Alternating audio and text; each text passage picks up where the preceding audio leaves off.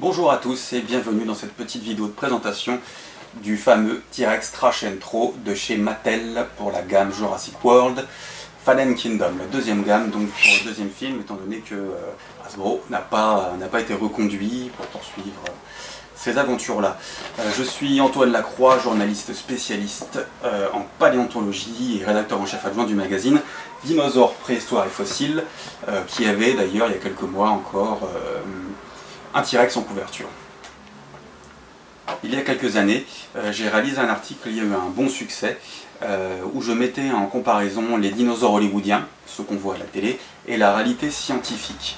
Et je me suis dit, en face de cette belle gamme, dans un magasin de jouets, que je pouvais éventuellement faire la même chose, en mettant en comparaison donc, le tyrannosaure de chez Mattel à la réalité scientifique. On va d'abord quand même rester dans un premier temps sur le jouet.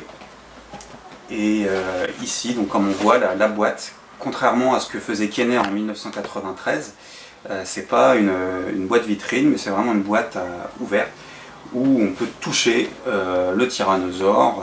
Il est vraiment très bien exposé. Il y a un peu d'inscriptions dessus, et au revers, on nous présente quand même les capacités motrices de la bête, avec diverses photos, donc savoir qu'il peut bouger la queue, la bouche, faire du bruit. Et on nous présente aussi quelques autres dinosaures de la gamme, mais aucun personnage. Il y a vraiment beaucoup d'écriture en toutes les langues. Je pense qu'en fait ça maintenant c'est devenu une obligation. On va procéder maintenant à l'ouverture de la chose, et un paléontologue, ou un paléontologue amateur plutôt, se doit d'être très bien équipé pour s'occuper d'un tyrannosaure. Pardon, c'est pas le bon outil cette fois-ci. Donc, allons-y. Une petite incision ici.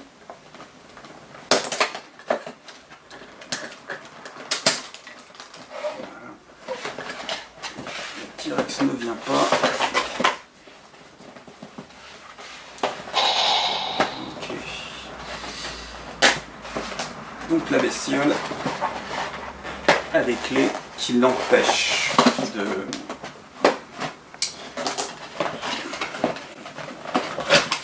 partir un peu trop rapidement de sa boîte.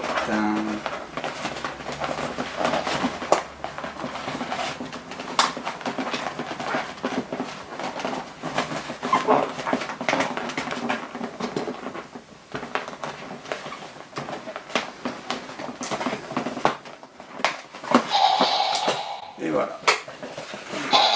La bête est à présent en liberté. Alors on voit que la stabilité, c'est peut-être pas son point fort dans un premier temps, mais on va dire qu'il y a des rotules, des articulations, et voilà. Donc là il est bien. Alors, comme le montre à l'arrière, l'action mécanique de la queue va permettre de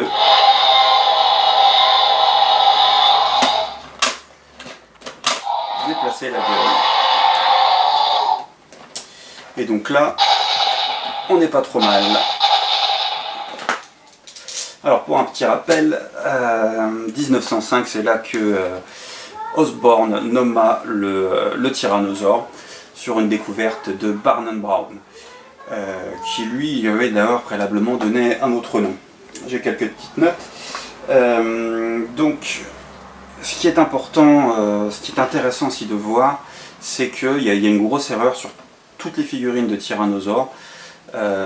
C'est la position des avant-bras. Là en fait on appelle cette position la pronation, où il est prêt à jouer du piano. J'en ai parlé avec Steve Brusatte, qui est un paléontologue professionnel connu partout dans le monde. Il travaille notamment avec la BBC, et c'est lui qui m'a dit, en fait, pour bien se souvenir, c'est qu'en fait le tyrannosaure c'est un basketteur normalement.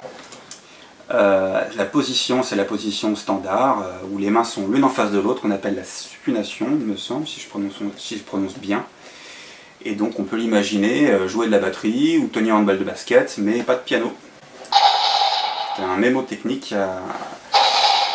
Alors après, dans son ensemble, la créature me paraît bien. On peut noter encore une fois l'absence de plumes, même si aujourd'hui on dit que peut-être il y aurait quelques proto-plumes par ici, sur la longueur du crâne.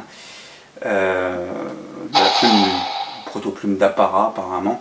Mais l'étude de Bell, Philippe Bell, a pris vraiment en compte différents extraits de peau de plusieurs tyrannosauridés, donc extraits un peu partout.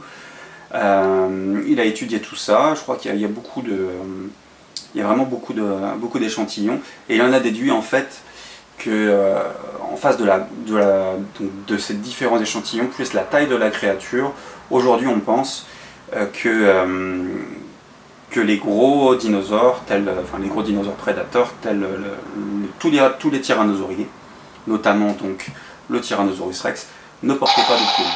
Puisque il y a encore quelques années, on pensait qu'ils étaient éventuellement couverts de plumes, en rapport aux études qui a été faites sur tous les théropodes. Alors, on va aussi regarder un petit peu, je ne sais pas si on peut zoomer, dans la gueule de la créature. Il y a autre chose, un détail qui peut être intéressant, c'est la langue. Récemment, la paléontologue américaine qui s'appelle Julia Clark a réussi à faire une étude sur l'os hyoïde, si je ne me trompe pas. En fait, c'est l'os également, l'os lingual qu'on appelle en français, qui est un os en fait qui va se trouver normalement par ici, enfin tous les cas chez l'homme il est par là. Et en gros, la comparaison de ces différents os chez la plupart des théropodes met en avant le fait que ça ressemblerait plus à ceux des crocodiliens actuels. Donc on en déduit que la langue, on va couvrir un peu la bouche, la langue serait collée vraiment à la bouche. Donc la scène qu'on peut voir dans le film où Tyrannosaurus s'empare ou lèche ses victimes, les protagonistes du film, du coup se retrouvent dépassés. Au niveau de la taille de la créature, c'est quand même un point important. Donc là, c'est plus comme la gamme de Kenner. On est passé à l'échelle 1/18e, c'est le fameux 3,75 pouces américain qui a commencé donc dans les années 70 avec la fameuse gamme Star Wars. Donc là, on peut voir à l'échelle en pouces que oui, il est bien, notre Han Solo qui mesure à peu près 1,80 m, et bien donc dans les 3,75 pouces. En France, donc il doit avoisiner 9,5-10 cm. Voilà.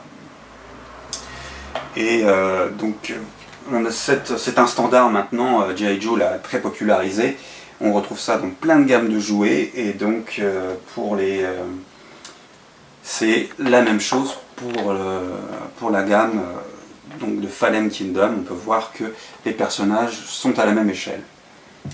Alors, donc si on prend en compte que nos personnages d'1,75 m, 1,80 m sont aujourd'hui à 10 cm ou 9,5 cm, et qu'on, avec délicatesse, qu'on mesure notre spécimen de Tyrannosaurus, ici on va l'établir à peu près à 57-58 cm, donc x 18, mon calcul s'est arrêté sur 10,08 m. Donc en fait il est un peu court. Si on prend le spécimen baptisé Sue, qui conduira malheureusement Pete Larson en prison, indirectement du moins, mesure lui 13 mètres, un peu plus de 13 mètres de longueur, 13 mètres 20. Donc en fait on est sur un modèle peut-être un peu petit. Après voilà, les 13 mètres c'est quelque chose de plus grand. On a trouvé des spécimens de Tyrannosauridés relativement plus petits.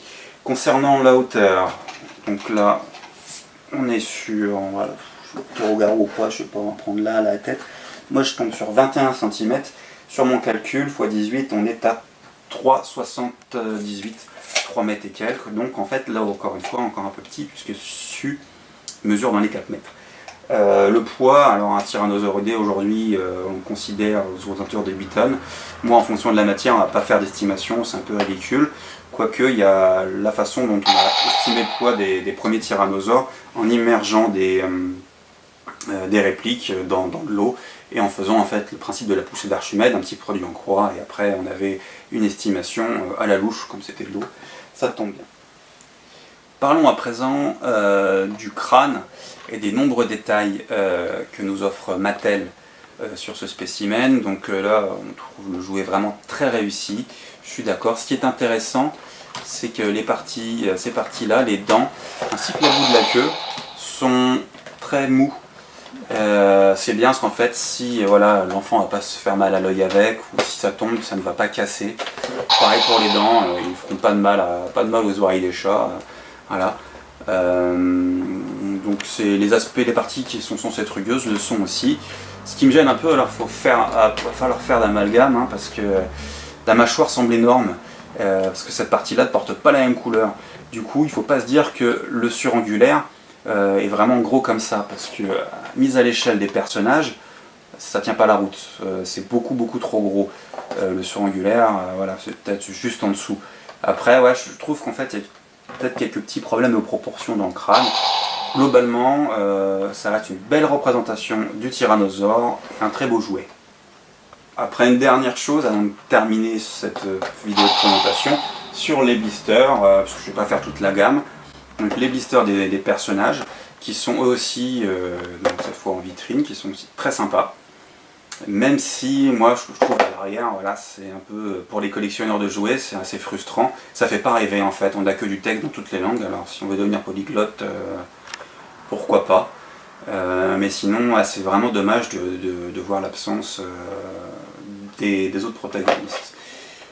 Techniquement, voilà, on retrouve cette petite ergot dans laquelle l'enfant ou le collectionneur peut glisser son doigt et arracher délicatement ou non le blister afin d'y extraire le personnage. Donc celui-ci encore, je ne connais pas son nom, mais format 375 pouces. Voilà, ben, je vous remercie beaucoup d'avoir suivi cette vidéo. N'hésitez pas à laisser des commentaires, pourquoi pas, en bas sur la page YouTube.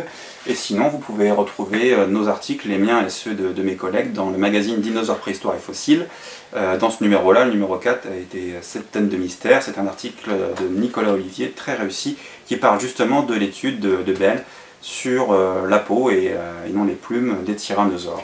Quant à moi, j'ai écrit aussi sur la même chose, en me basant sur la réalité scientifique, tout un roman qui sortira en fin d'année 2018, qui s'appelle Mésodôme, et donc dedans on y verra en scène des dinosaures décrits de manière conforme à la réalité scientifique. Je me suis fait aider d'une pléiade complète de paléontologues comme Jean Leleuf, Steve Brussaté, Nizar Ibrahim et bien d'autres. Donc j'espère vous retrouver prochainement pour d'autres jouets ou d'autres dinosaures. Merci à vous.